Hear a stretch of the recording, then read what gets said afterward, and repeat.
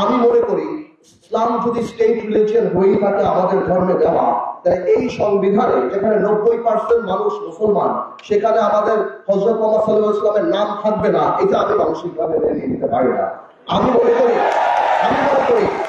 করি অনেক, আমি জানি অন্য আইনে আছে যে ধর্মীয় অনুভূতিতে আঘাত আনলে 2 বছর কারাদণ্ড, কিন্তু অন্য আইন আবার এও আছে যে জাতির জনক নিয়ে কথা বললে 5 বছর কিংবা 10 বছর কারাদণ্ড।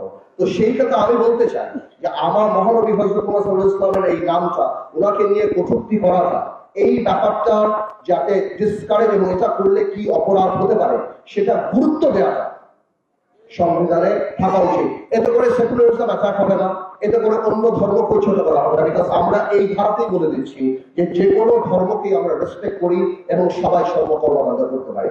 At the same time article 94 যেখানে আমাদের কোর্ট কিভাবে কনস্ট্রাকশন হবে সেগুলি বলা আছে, সেখানে আমি মনে করি মালয়েশিয়ার, ইন্দোনেশিয়ার আদলে যারা ইসলামিক ল দ্বারা পরিচালিত হতে চায়, ফ্যামিলি ম্যাটার্স অন্য ম্যাটার্স, সেখানে ইসলামিক লয়ের প্রভিশন থাকা উচিত।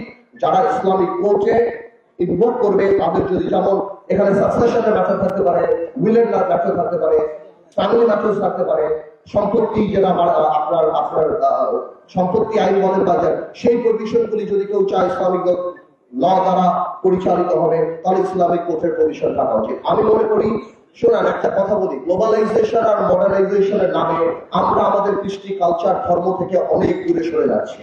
ধর্মকে সবাই আপ টু ডেট মনে করে না, বাট আমি মনে করি this is the perfect time that we should come back to our root. আমাদের কালচার, আমাদের ধর্ম, আমাদের কৃষ্টি, এই জিনিসগুলিকে আমাদের এখন ফিরিয়ে নিয়ে আসা উচিত এবং যথাযথ সম্মান দেওয়ার জন্য সংবিধানে এদের অবস্থান দেওয়া উচিত।